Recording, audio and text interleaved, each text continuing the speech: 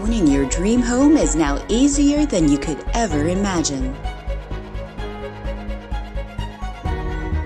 Avialand will be with you every step of the way so you don't have to worry.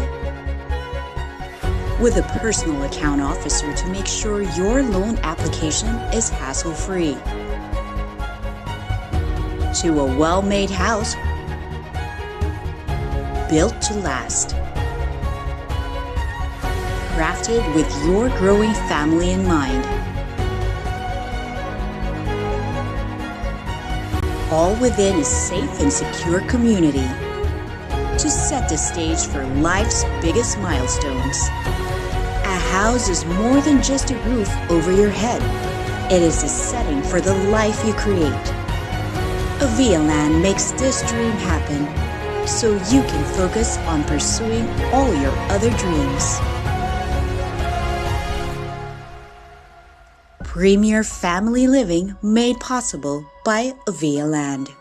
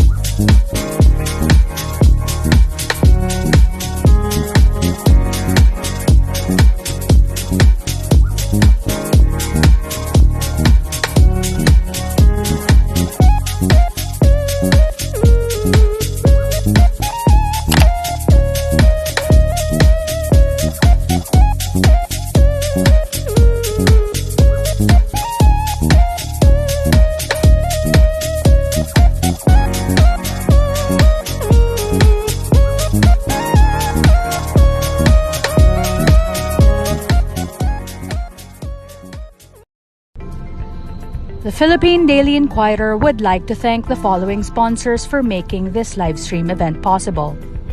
Avialand Incorporated, premier family living made possible by Avialand. Santa Lucia Land Incorporated, building dreams. Ortigas Land, we build great places for life. We'd also like to thank Inquirer.net.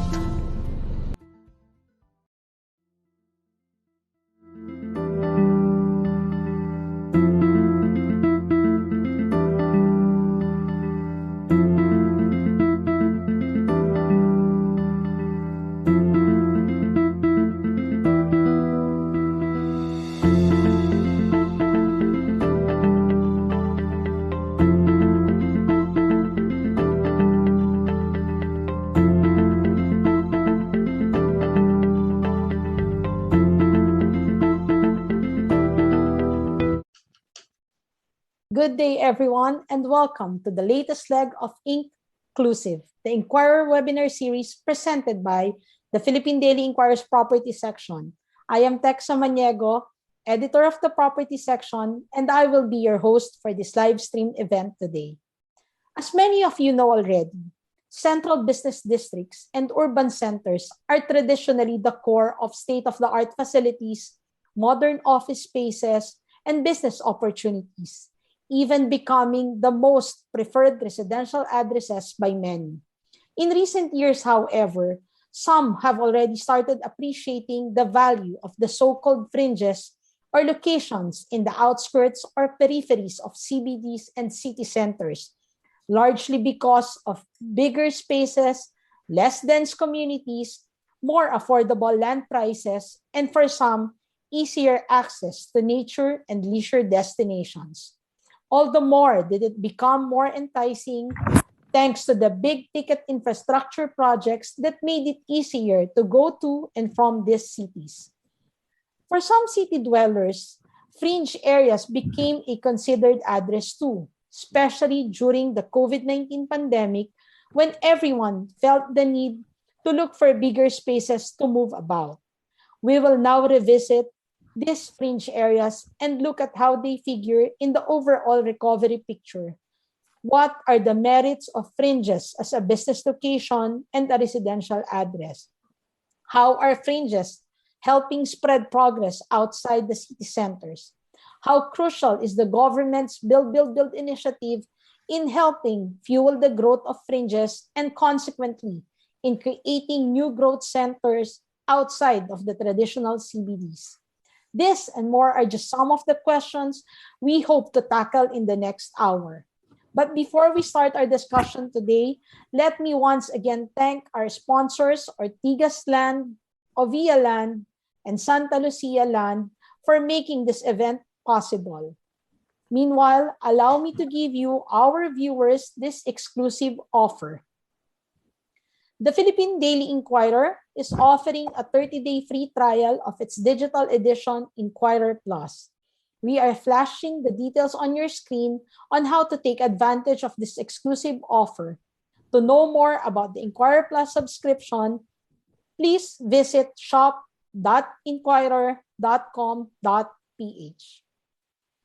Well, first on our panel is Department of Public Works and Highway Secretary Mark A. Villar. Apart from heading the DPWH, Sec Mark is also the Build, Build, Build Chief, co-chair of the Build Back Better Task Force, Chief Isolation SAR of the National Task Force Against COVID-19, NCR Cabinet Officer and Cluster Head of the National Task Force to End Local Communist Armed Conflict.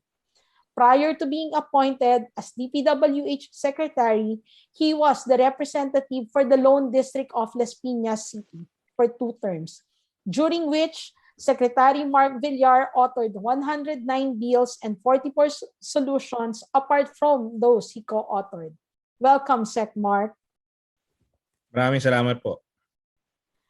And Sec Mark, would you like to give us lang po kahit a few words about how the government Build, Build, Build is doing now? At what stage are we in? Maraming salamat po. Maraming salamat sa pag-imbita sa akin sa inyong programa. I'm delighted to share with you and your listeners and the viewers the infrastructure program of the government. The Build, Build, Build program is Duterte administration's ambitious infrastructure development plan that is composed of thousands of projects. Actually, at any one time, we have about 18,000 projects being implemented simultaneously. And this is all over the country. Never in the history did the government envision such a massive infrastructure rollout as what we're having today. Under the current administration's infrastructure program, what we're eyeing now is inclusive development. We believe that real and lasting progress requires that no Filipino is left behind. Our Luzon Spine Expressway Network project, for example, targets to bring progress on areas outside of Metro Manila. Just to give you an example, from Bicol to Ilocos, which was 18 hours. If the Luzon Spine is finished, it will be reduced to 9 hours from north to south. A total of 6.5 million workers comprise Build, Build, Build and make it a reality. Imagine that large manpower is unprecedented in the history of our country. The projects not only directly affect the economy by improving mobility and productivity, they also provide tremendous employment opportunities. With the Duterte administration entering the final year, the program continues to deliver on its promise of creating infrastructure that improves the lives of Filipinos in the face of the COVID-19 pandemic and other challenges. While Build, Build, Build continued to make progress, it is also setting up the foundation in terms of infrastructure for the next administration and beyond. For instance, President Duterte's promise of decongesting EDSA is becoming a reality. We have opened the Kalayaan Bridge linking Taguig, Makati, Mandaluyong, and Pasig. In the coming weeks, we will open the Estrella Pantaleon Bridge, which will connect Makati and Mandaluyong. We continue to race against time in our bid to meet our targets and to give the Filipino people the major infrastructure projects that could be the key to our economic revival.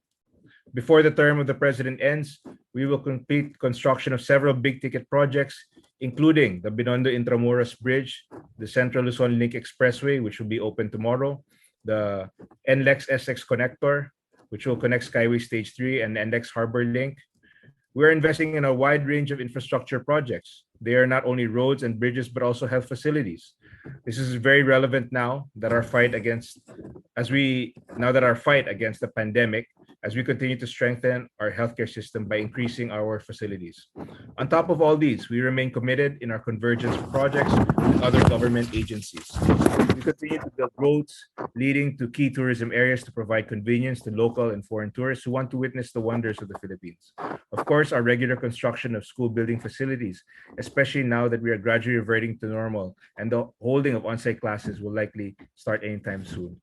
This is just a brief update on what's happening in the Build program. Definitely, we are working nonstop towards the end of this administration to make sure that we deliver on our promise of bringing comfort and convenience to the Filipino. Maraming salamat po. Thank you, Sec Mark. Indeed, this program by the government has allowed us to unlock a number of opportunities, not just in the main CBD, but also in the peripheries.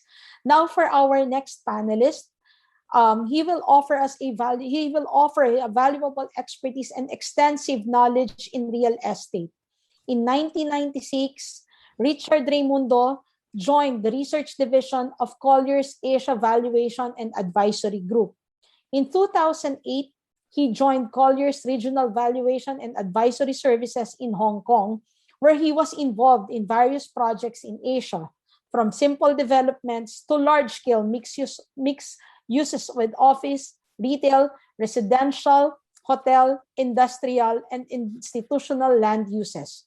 With over 20 years of experience in various real estate markets in Asia, he also leads the company's client engagement initiatives while assisting in marketing, research, and consultancy functions. Today, Richard Raimundo is the Managing Director of Colliers International Philippines. Welcome, Richard, and good afternoon. Good afternoon, Tech. Good afternoon, Sec Mark, and good afternoon, David. Nice to be here with you in this interesting discussion this afternoon. Thank you, Richard. Meanwhile, also joining us today is Mr. David M. De La Cruz. He is the EVP and CFO and Chief Risk Officer of publicly listed Santa Lucia Land, Inc. Prior to joining Santa Lucia Land, David served as Vice President and CFO of Atlas Consolidated Mining and Development Corp. He is also the Senior AVP of BDO, Investment Banking Associate at Deutsche Morgan Grenfell Hong Kong, and as a CPA, was a Senior Auditor at SGV and Company. He obtained his Master's in Business Administration at the De La Salle University and attended a Management Development Program at Stanford University in the U.S. Welcome and good afternoon, David. Thank you. Thank you a lot. Thanks a lot, Tech. David, would you like to give us a preview of what Santa Lucia has been doing? Yeah, well, first of all, thank you, Inquirer, for inviting me to this prestigious panel alongside one of the most internationally renowned property consultants, Colliers, of course, Mr. Richard Raimundo, and certainly with our Honorable Secretary, Mr. Mark Villar. But before I dig in on how infrastructure, along with the new normal, has affected Santa Lucia and the real estate industry, let me spend a few minutes on our background. The Santa Lucia Group is considered as one of the biggest horizontal real estate developers in the Philippines, with just over 12,000 hectares developed in over 11 regions, 20 provinces, in 70 cities and municipalities, including the development of 250 subdivisions, 14 golf courses. The group, composed of Santa Lucia Realty and publicly listed Santa Lucia Land, has built a brand associated with master plan gated subdivisions. Backed up with a 50-year track record, we also ventured into commercial real estate.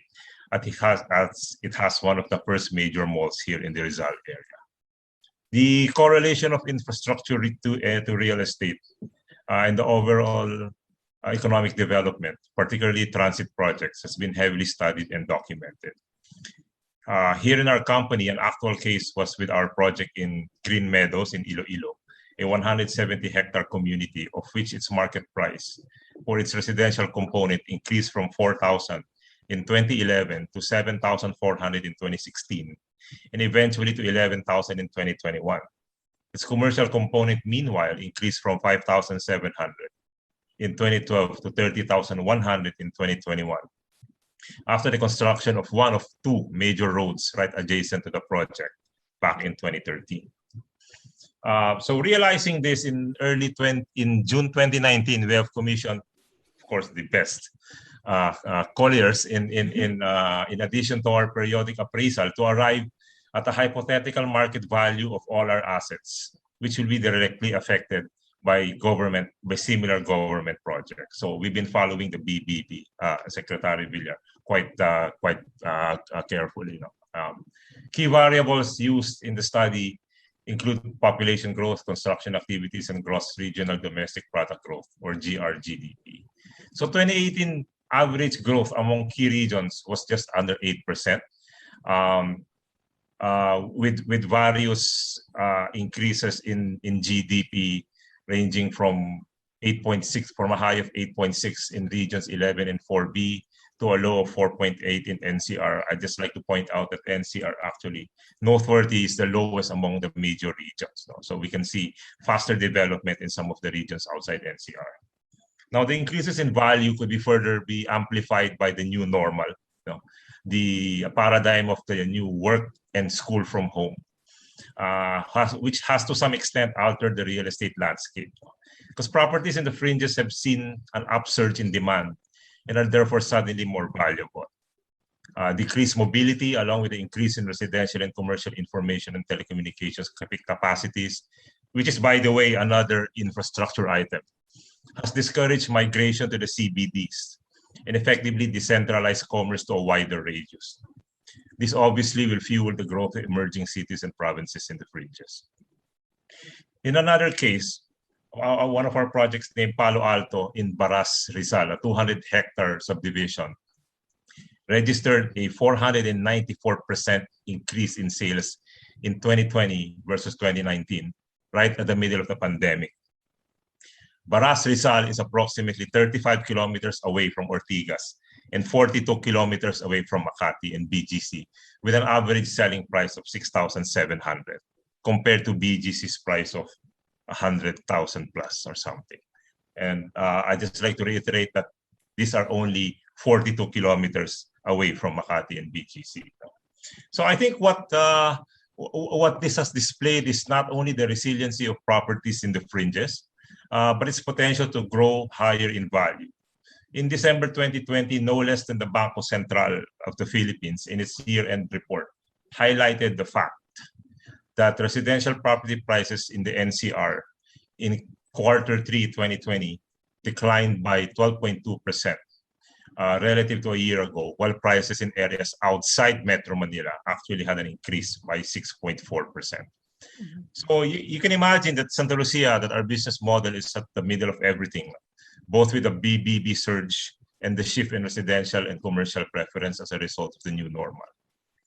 As of March 31 of this year, Santa Lucia land has a total land bank of over 2,500 hectares, of which we have of which 90% have direct and indirect strategic exposures to all of these BBB projects.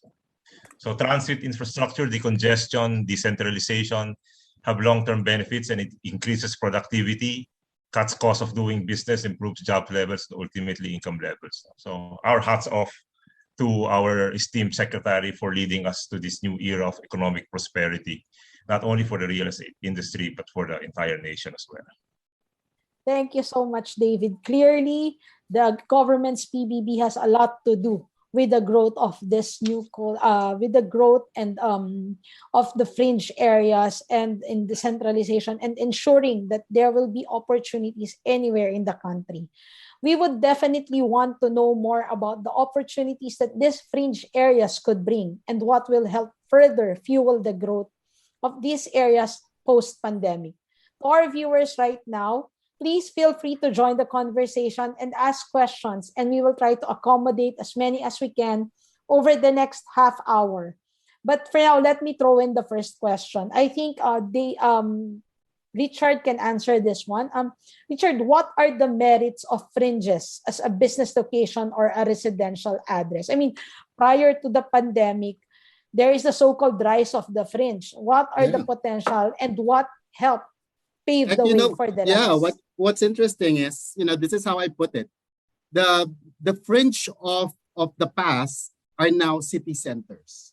Again, look at the early 1990s. We only have the Makati CBD in Ortigas. And, then the late 90s happened. You had Alabang, you had Rockwell, you had Fort Bonifacio. People were looking at that as the fringe of Makati back then. But look at Fort Bonifacio now, right? Look at Rockwell now. Look at Alabang. It has matured already. And then in the 2010s, you had Bay Area, you have now Quezon City. You have now a lot of micro fringe areas like, when you talk about Makati, you have Malugay, you have Chino Roses.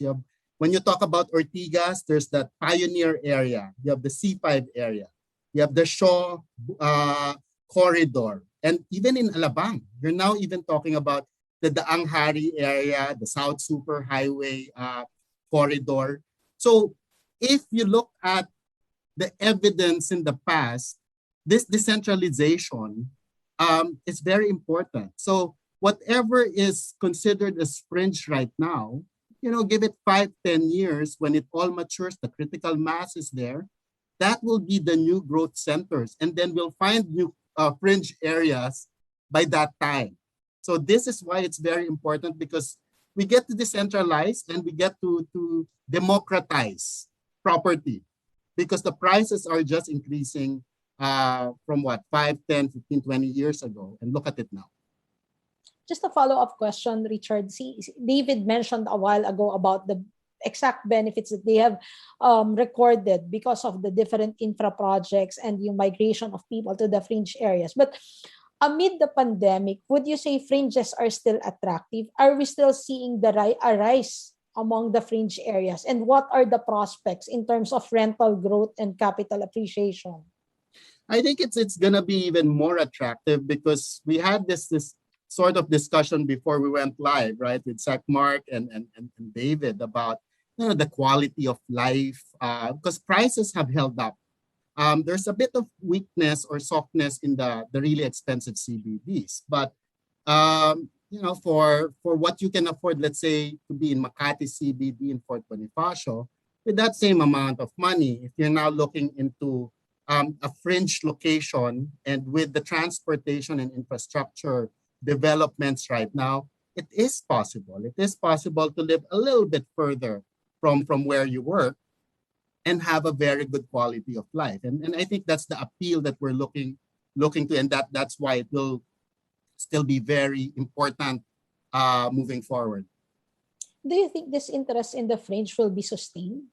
I think so, because we need to give buyers what they're due. We need to give them more amenities. We need to give them open space. We need to give them a good quality of life. And this is what is being offered by these new locations. Because the land values are still low in these areas, that the developers are giving these pluses to the buyers. And I think it's a good thing. David, in your case, you're one of the renowned developers who are very much present in the fringe areas. Whenever you do your planning in creating the so-called new growth centers, I mean, what are the essential elements that you try to put in place? Well, first of all, since we have the experience and our marketing team or I would say our army, our marketing army, they have experiences all over the country. So sometimes they actually feed us, no, the area. So it's really a collage of people, landowners offering us properties, our marketing people giving us feedback if it's saleable or not, our engineers who can say that, well, a bridge or a road can be built here in the future that would increase the value. So those are the factors. So I would say that my shareholders, they have a knack for just pinpointing a piece of property, and they have a pretty good sense if it's going to be successful or not. But so far, we've built a lot of projects pretty much around the country, and now we're seeing the benefits of interconnectivity, because prices just keeps on going up in areas outside the CBDs with a trajectory of about 10 to 11% annually, with no volatility, because there's no speculations in the fringes, diba? I mean, like probably in condominiums there are speculations, diba? Probably the most it's all bought by end users, and if it's not an end user, it's really used for inheritance, diba? We Filipinos, we like to buy properties for our kids, diba? So that's probably to the extent of people not using the property. It's really for inheritance, but it's never for speculative reasons. Thank you so much, David. Now, let me give my next question to Sec Mark. Sec, actually, yung build ngayon is one of the main anchors of creating these new growth cities. So, Sec, which infra projects in the pipeline do you think will really have a huge or significant contribution on the growth of the fringe areas? I think the interconnectivity, when you talk about one of the major projects that really improve interconnectivity region-wide, is the Luzon Spine Expressway network. Basically, from north to south, what we used to have was the Dang Maharlika. With this, all of a sudden, we have an option of a high-speed expressway connecting the south. Right now, we have up to Startol going to Batangas, but right now we're full swing for the TR4, which brings us to Quezon. So it's really, once we complete the south to north, and especially actually the most critical portion was really the Skyway and the connector. With those two roads, you basically have two paths to connect NLEX and SLEX. And all of a sudden, there's no more Great Divide, which was EDSA before, if you want to go from south to north. So I think one of the major, among many others, of course, in every region, practically, we have a major project. But just as a big example, I could cite the Luzon Spine Expressway network as one of the projects that really changes the game. It really creates immense connectivity in the whole Luzon, the island of Luzon. It's often been said that infrastructure will really allow us to unlock land values, would really promote growth in a particular area. But did you ever imagine that this so-called golden age of infrastructure would be the main economic driver? Because right now, it seems to be that you are the one fueling these fringe areas. Well, I've always believed that in order for the Philippines, and I think this is not just me, actually, the whole administration, we are of the belief that a necessary component to reaching the next level of development for the Philippines is really the infrastructure capacity, which in the past has only been, on average, over the past few decades, has been at 2%. So, this infrastructure shortage manifests itself in different ways: traffic, flooding, of course, inequality of opportunities throughout the country. So definitely, in order to address this, we had to do this, and we had to do it very quickly in order to catch up. In fact, I think in this administration we are catching up, but if we want to, the next administration has a good opportunity to surge ahead and get ahead of the curve in terms of infrastructure. This is not something that is new. A lot of the countries in Asia have spent routinely 6 to 8% of their GDP on infrastructure. So what we're doing now really is in order to bring ourselves into a higher level of economic status, we really need to invest heavily in these infrastructure projects, which are investments and not costs. They do yield a high amount. So it's really a win-win situation for all. Thank you so much, Sec. Well, Richard, how do you think is the BBB helping in achieving this goal of creating new CBDs? Sec Mark hit the nail in the head. He was really saying how we are opening up opportunities. And I like what he said, like, the good example was that North Express and South Luzon Expressway connector. If you really look at developments in Metro Manila, we were biased towards the south. Diba? Imagine this. A lot of the suburban developments in the 90s all happened in the south. From Laguna and then Cavite, naiwan ang north. And what I like that's gonna happen now is that great divide, which Sec Mark said was EDSA, which took you 3 hours before to traverse from the tip of the South Luzon Expressway to Balintawak, now gets you 30 minutes to get outside of Metro Manila, and it opens up this possibility of the north from Bulacan to Pampanga. You could just imagine, the interest of the developers and the land values that are going to be unlocked into that. And that's just one road. Now let's talk about the smaller, relative to that huge development, like connecting cities within Metro Manila. He explained, let's say, this simple idea of connecting Mandaluyong to Makati through the Pantaleon Bridge. Could you imagine the difference in land values and condo values na lang between Mandaluyong and, let's say, Rockwell? Look at how that will change, will be a game changer.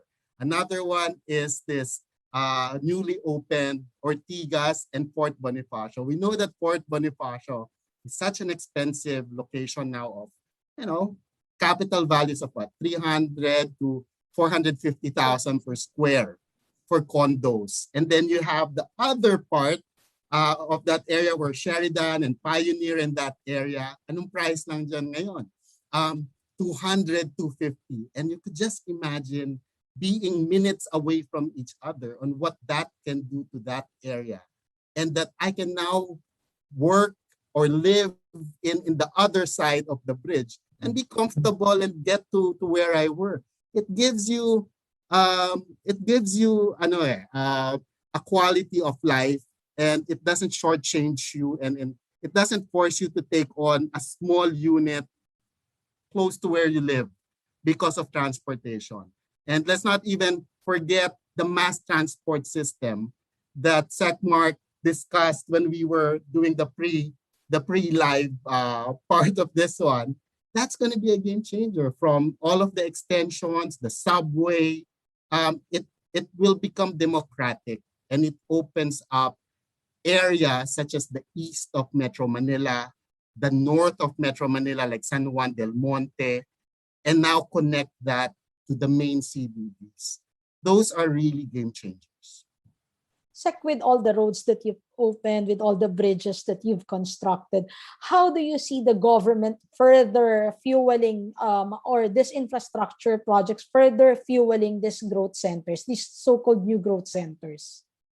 Well, I think that the program has its own momentum. So even though we're at the tail end of this administration, I have a strong feeling that this will be a critical issue that I think will, if you want, that will be something that the people will want to continue later on, because I think the benefits are clear. The immediate benefits, the medium and the long-term benefits are there. And at this point, we've already we've been creating a pipeline of projects, high quality projects that will carry over to the next administration. Some of these might not be finished, but definitely it's enough that it can carry over quality. Like, for instance, I'll give you an example: the Batan Cavite Link Bridge. That's already the detailed engineering design is already in full swing, and it will be finished before the end of the term of the president. Making the project just it's just for bidding. It takes 2 years to do a detailed engineering design for something of that magnitude. So we have a healthy pipeline of projects that have been vetted by the NEDA that yield a high economic rate of return that are ready for implementation. So we just have to continue with this momentum, and I think that the economic progress that these projects will bring will carry us over for a very long time. We've already mentioned quite a few projects from the government's Build program. But in the case of Santa Lucia, David, I mean, what are the benefits of developing in the Fringe, especially with the BBB in full force? Well, first of all, we Santa Lucia, that's always been our business model. The company really started out developing vast master plan gated subdivisions, and it's difficult to get big tracts of land near the CBDs. No? So what we do is that we have like our landmark projects like the Orchard Golf and Country Club Eagle Ridge in Acropolis. No? These are some of our landmark projects. So these are probably about 100 to 300 hectares. No? So that's really been the business model, and you can only get those properties in the fringes. No? So now we did well before, but sometimes it's a struggle to get from, let's say, Cavite, especially during the boom, probably in the 90s and in 2000 when Philippine commerce just boomed, and we were very visible in the capital markets, and suddenly the CBDs just flourished, required a lot of employees. So there's been a lot of struggle moving from the provinces to the CBDs, to get the transportation in. Some they have to rent condos, etc., etc. But I think now the landscape has changed. What we've invested on in the properties in the fringes, which actually now became stronger and more valuable. Because we don't need to. I mean, this pandemic, we obviously are not happy with the pandemic. But what will come out of this is really the new normal is really an overused word. But what it really is that telecoms right now will become a major player in how we do business.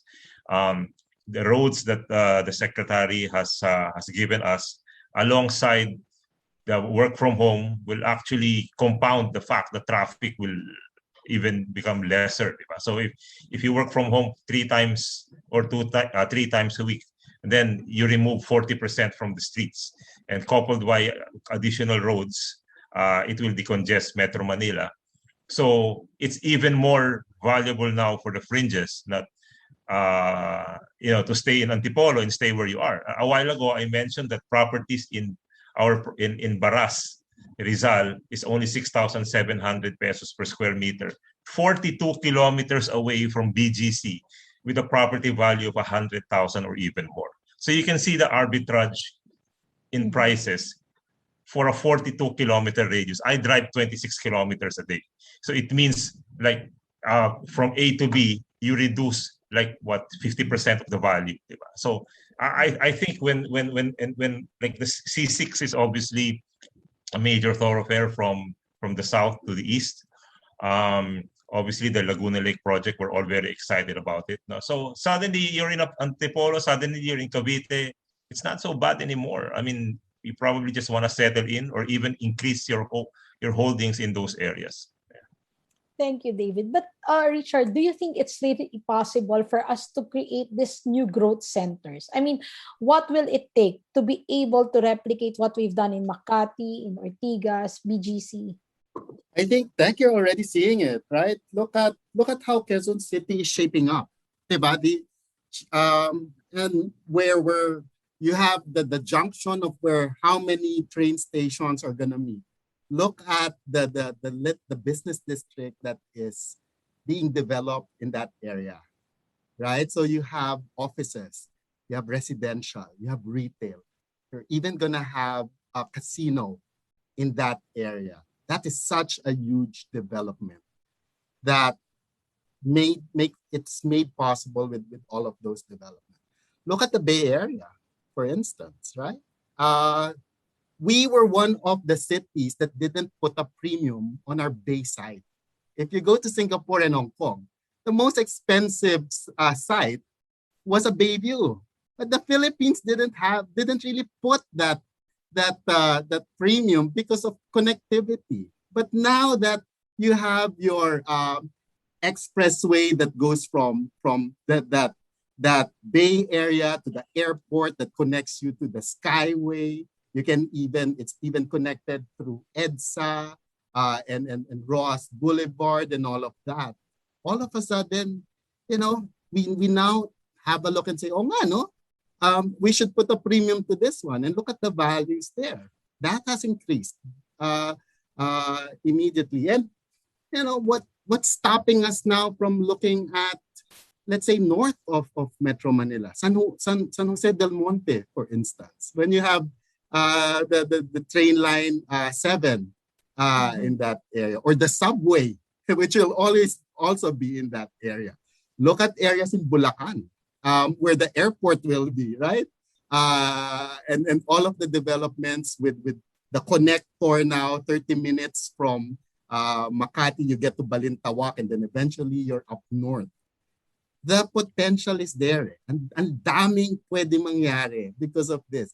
Look at now Cavite with Cavitex, look at Calax and all of that.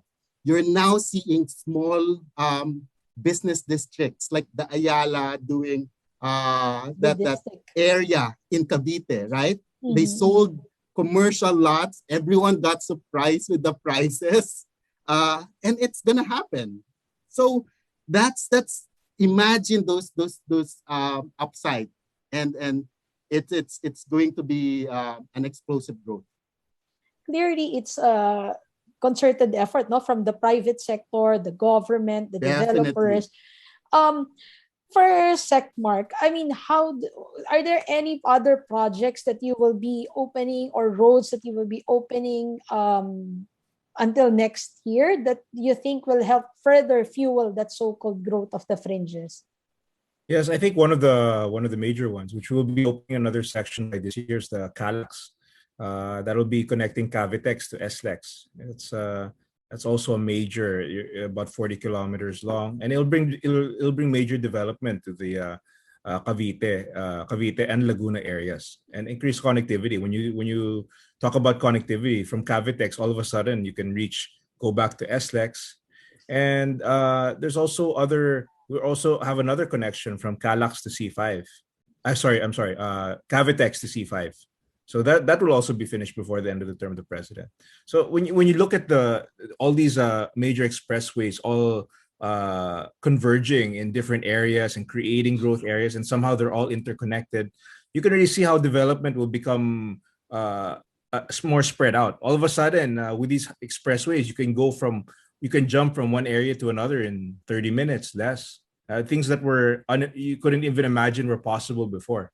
So all of a sudden, even Batangas, you can go from Batangas to who would think you can go from Batangas to Pampanga in what?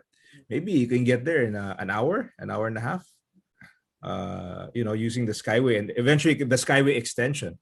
So these things, things that it creates so many areas for growth that I think will redound immensely in the next even the short to medium term. So we've heard from the government side. No? Now let me ask David, what do you think is Santa Lucia's role in helping spread progress outside the CBDs and into the city peripheries? I mean, which among your projects in the fringe areas are now being seen as a growth center? Well, in the past, we've always been working. We have been and always be working closely and hand in hand, with the host local government where we work. No. Obviously, we want the local economy to improve. We want the countryside to improve, and we want to create value side by side with the government. So, if once a residential or a commercial property has been spotted by us, and we think that there's viability, then it will just stem from there. Roads will, if we have enough population, then obviously commerce will come in. Roads will come in, bridges, infrastructure, etc., etc. So that's our commitment. We work closely with the local and the national government especially those in areas that might be or has been overlooked. No, so those are the properties that we like. Thank you, David. Now we go to the questions from our viewers. I think this one is for Secretary Mark. Has the DPWH looked into building dedicated bus or rail transit along expressways to make it less car-centric and more socially inclusive? Yes, actually, I've even created a department order that would, when applicable, when feasible, to add bike lanes. And in fact, some of our accomplishments include the first major highway with a bike lane, which was the Laguna Lake Highway, which we built recently. That's going to Rizal from Bicutan. That has a completely independent bike lane. And if you look at our newer roads, bypass roads, there's already a provision for bike lanes. So that's something we call it pedestrian infrastructure. That's something that we also want to invest heavily in. Bike lanes also included with the help of the other agencies, the DOTR under Secretary Artagada. They're very aggressive with creating bike lanes in metropolitan areas. So that's something that is we want to be part of our master planning. We know, of course, there's certain areas now existing. It's more challenging to put them to still add them, but in our new projects, that's something that we really want to incorporate early on, so that people will also have that additional upgrade in the terms of quality of life. Thank you, and thank you, Sec, and Mr. Michael Glindro. I hope that answers your question. Now we have another question here from our viewers. This one is for Richard. Richard, is it now a good time to invest in the fringe areas? And which areas are you seeing to have that potential now to be a city center? You know what's good this time is, yes, property is still soft right now. But what's good right now is developers are giving very good payment terms. Interest rates remain low. So it is a good time, because once the market rebounds, of course, the developers will start going back to the normal payment terms. So now, you're now seeing low down payments, stretched payment terms, which is very conducive right now. Again, there are a lot of options now. You look at the south, Cavite, Laguna, those are interesting. There are certain parts of Cavite before which are not very accessible, but now with the Calax and the Cavitex, you could get to Manila pretty fast. And we've also mentioned up north, Quezon City, and areas close to that is becoming interesting. Santa Lucia is even looking at areas in the east. Right? You have, I think, developments near Pasig, and Cainta, Antipolo, Marikina. Those are, again, interesting developments because you're now seeing developments in infrastructure. Good example is the LRT2 expansion. So all of a sudden, you get to be very accessible with mass transportation, right? Thank you so much for that, Richard. Now, Sec, there's another question for you here. What other major infra projects are you hoping to do in Davao Vismin area? Well, let's start with Visayas. Right now, in Bacolod, we have the Bacolod Economic Highway. We're doing a lot of them are bypass roads. As you know, like in Metro Manila, Greater Metro Manila, we use the PPP, but in the provinces, so we dedicate a lot of resources there for bypass roads, one of which is some of the major ones that one among many, for Bacolod Economic Highway, the Iloilo Antique Connector Road. We have the, in Davao, we have the Davao Bypass Road, and of course the Davao Coastal Road, which is already advanced stages of construction. We have the Davao Samal Bridge that's almost ready for implementation. Ongoing is the longest bridge in the Philippines, which is the Pangil Bay Bridge in Lanao del Norte and Misamis. So, in terms of projects, you can really see in these areas, we've really put a lot of resources to bring development to these other areas. It's not just Luzon, and a lot of in fact, when you talk about Greater Metro Manila, a lot of it is private sector funded. But when you go to the fringes, the outer areas, a lot of it is government funded. Sorry, Sec Mark, another follow-up question from Mr. Robert Branya. How will the BBB project be sustained after the Duterte administration? Well, again, I think that we've shown that it speaks for itself, the benefits. So I think it's something that an issue that will be important in the next election. Aside from that, we've created a very substantial pipeline of projects for the next administration. And I mentioned it earlier, some of which include the Batay-Cavite Interlink Bridge. We're also at the Panay-Guimaras Negros Bridge, which is already advanced stage of advanced engineering design. So these are things that will continue onwards, and I think there'll be a strong. It would be illogical not to engage in these projects because they're already practically they're nakahain na eh. Everything, all the groundwork has been laid out. So all you have to do is procure the project. And for me, I think that we have a very good pipeline that I think is more than enough for even the next administration. Richard, thank you so much, Sec. Richard, I hope you can answer this one. Is it good to invest in more township projects outside of Metro Manila, particularly Iloilo? Yes. If you look at a good example, because the townships are happening in Iloilo right now. No? If you look at, let's say, office demand in Manila for last year was down. Cebu was down. It was even negative take-up for Cebu and Metro Manila, meaning we had more vacant spaces than what was taken up in Metro Manila and Cebu. But interestingly, in Iloilo, it was positive. That was the bright spot last year, and it was in a township. It was in a township project because that's where these BPOs found the labor, they found the infrastructure, they found the space that was suitable for their operation. That's interesting. So it's happening in cities outside of Metro Manila. You're seeing that in Iloilo, you're seeing that in Davao, you're seeing that, of course, in Cebu, wherein the business districts are now getting out of the traditional business districts or are being formed. Because before this, Iloilo didn't really have an established business district that unlike what is being developed right now in the old airport. So that's interesting. Sorry, Richard, just one more question. Do you have any, from Jemmy Lontok, your insights on the prospects of Hala-Hala Rizal? Of what? Hala-Hala Rizal?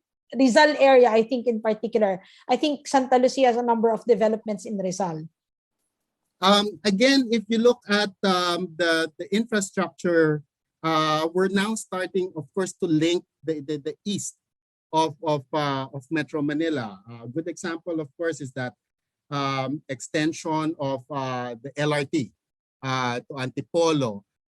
You're also now seeing a lot of developers using their land bank in that area. And as David has mentioned, they've always been active in looking at that area and looking at that potential. So, the East has been a bit of a laggard before, but given connectivity right now and in improvements in the future, I think that area is something to look out for.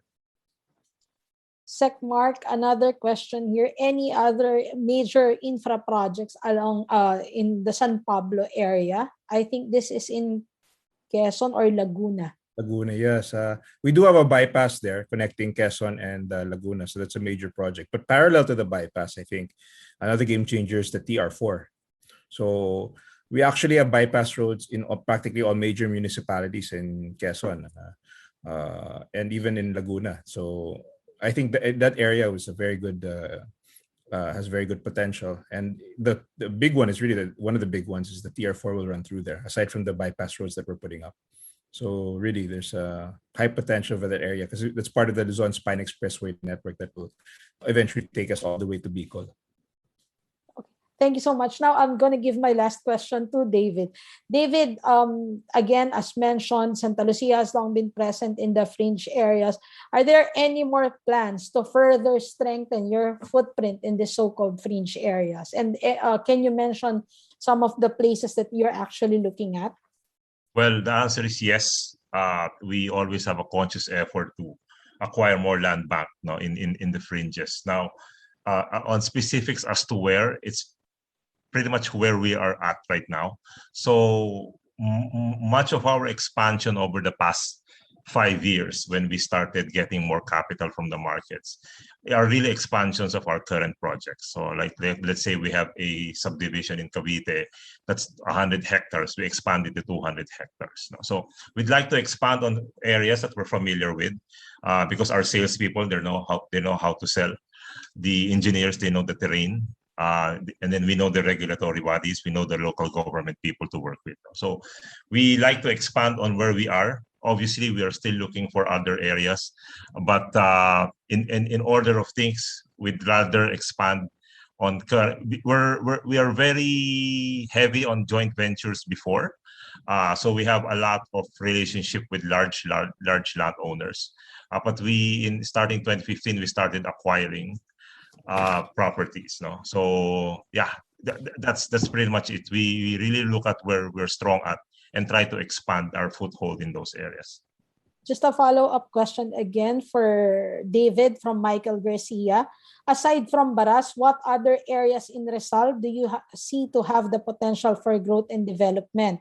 In relation to this, what other projects in Rizal are you venturing or will you venture into? Do you have projects in Pililla, Rizal?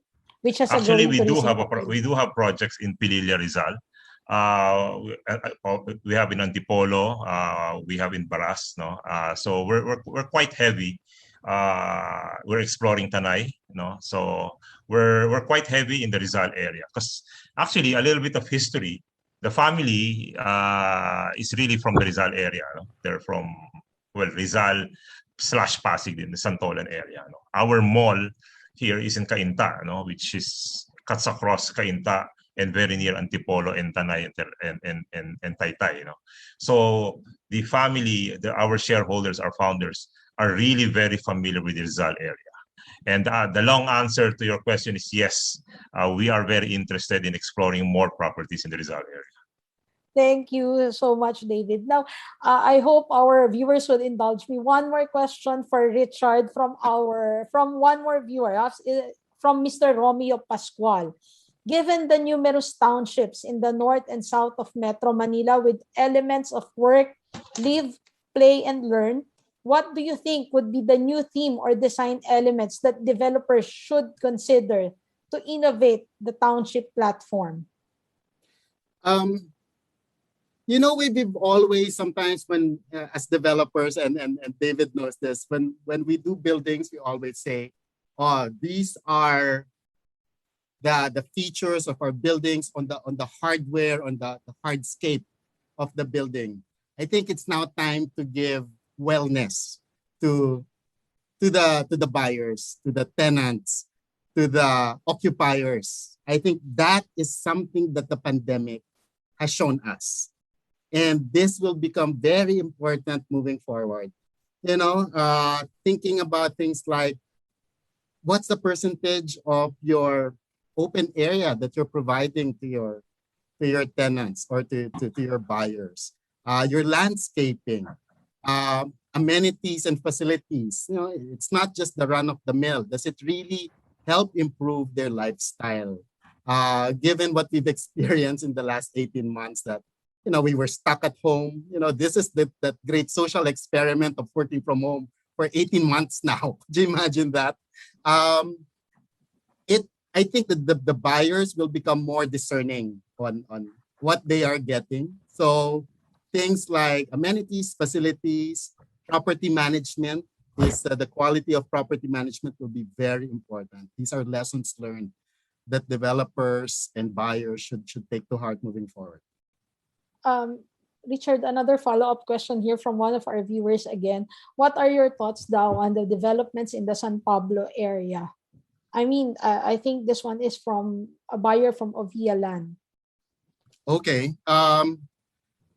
Well, again, if you look at places in the South, you know, 10 years ago, if you say that, okay, you're going to buy, or 15 years ago, if you say that, oh, I'm going to buy in Laguna, people are saying, oh, that's too far. But look at it now. So with all of the infrastructure developments that are happening, and even what David has mentioned about the relativity of distance, it is becoming feasible to unlock areas south of Manila which are even further, and even up north with connectors right now, it's becoming more feasible for that, because normally those areas are known for what? Either a leisure type of development or an end user residential subdivision that's just very localized in that area. Yes, it might start like that right now, but with improvements in connectivity, let's see in the future, we could be seeing much more, and even townships moving towards the south. Thank you so much, Richard.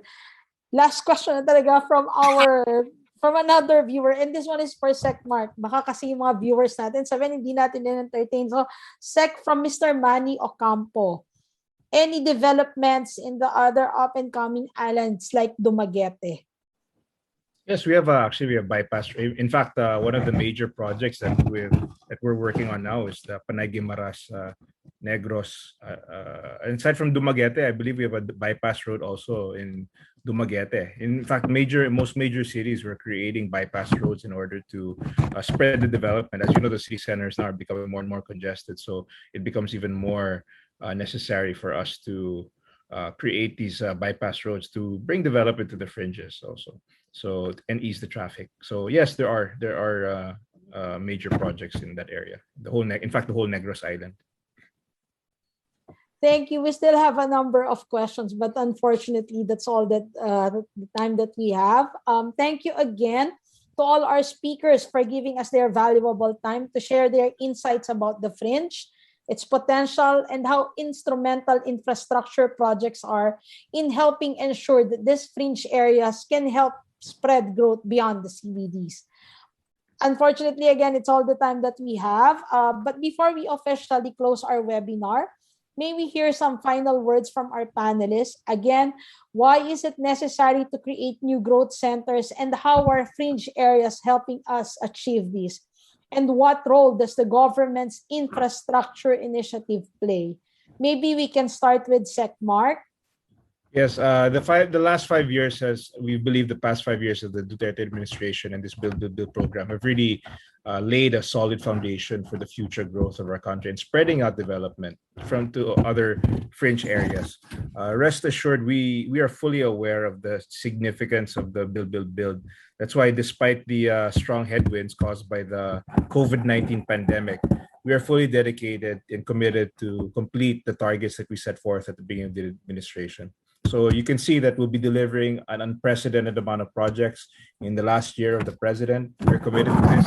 COVID-19 it's not an excuse, and we'll continue working as hard as we can up to the very last day. So you can rest assured that we're sticking with our commitments, and we'll make sure that we deliver on the promise of the president.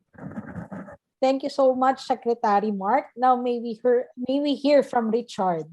Okay, well, I think the message I'd like to say is do not discount fringe locations, because, as I've said, today's fringe could be tomorrow's city centers. Diba? Infrastructure has been the main game changer. So, we've mentioned that it has democratized price, it has decentralized, and it has connected cities, and it has made possible more inclusive growth with outward expansion. So, when we get out of the pandemic, I think it will even be a more stronger case for fringe locations and decentralization for property.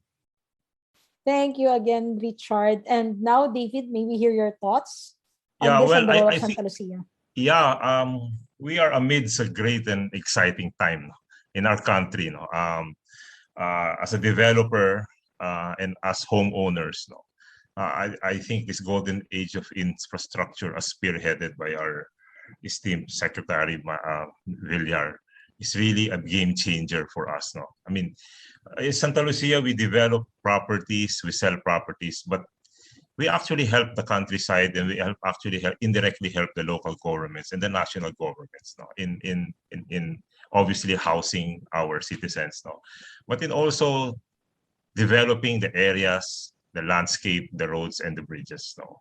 So I think the fringes will now expand the radius of cities and provinces, and like Richard said, I live in Parañaque.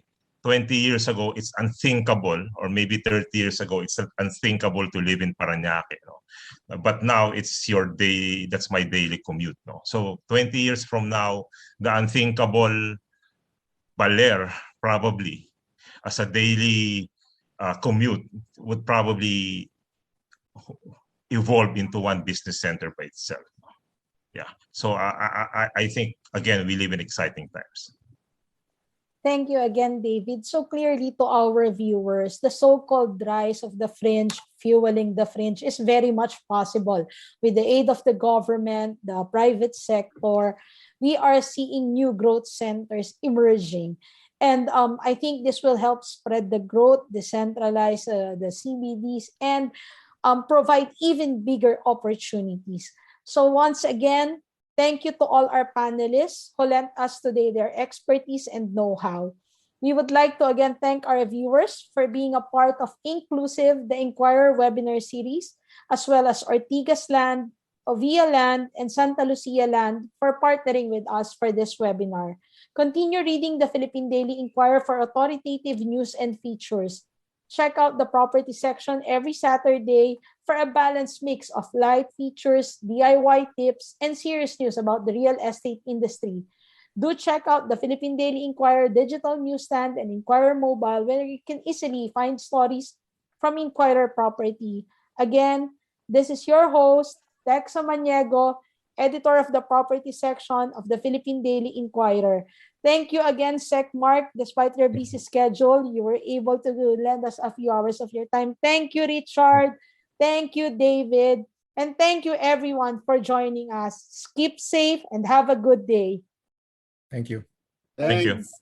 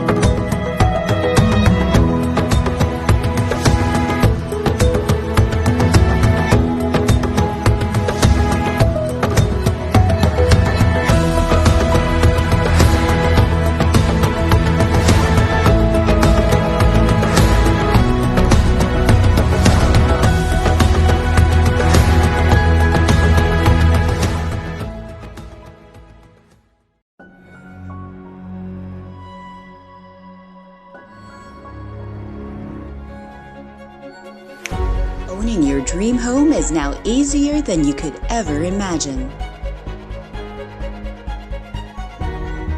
Avia Land will be with you every step of the way, so you don't have to worry.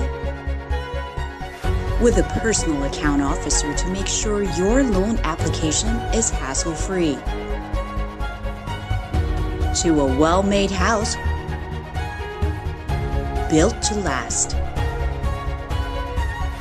Crafted with your growing family in mind. All within a safe and secure community to set the stage for life's biggest milestones. A house is more than just a roof over your head. It is the setting for the life you create. Avia Land makes this dream happen so you can focus on pursuing all your other dreams. Premier family living made possible by Avia Land.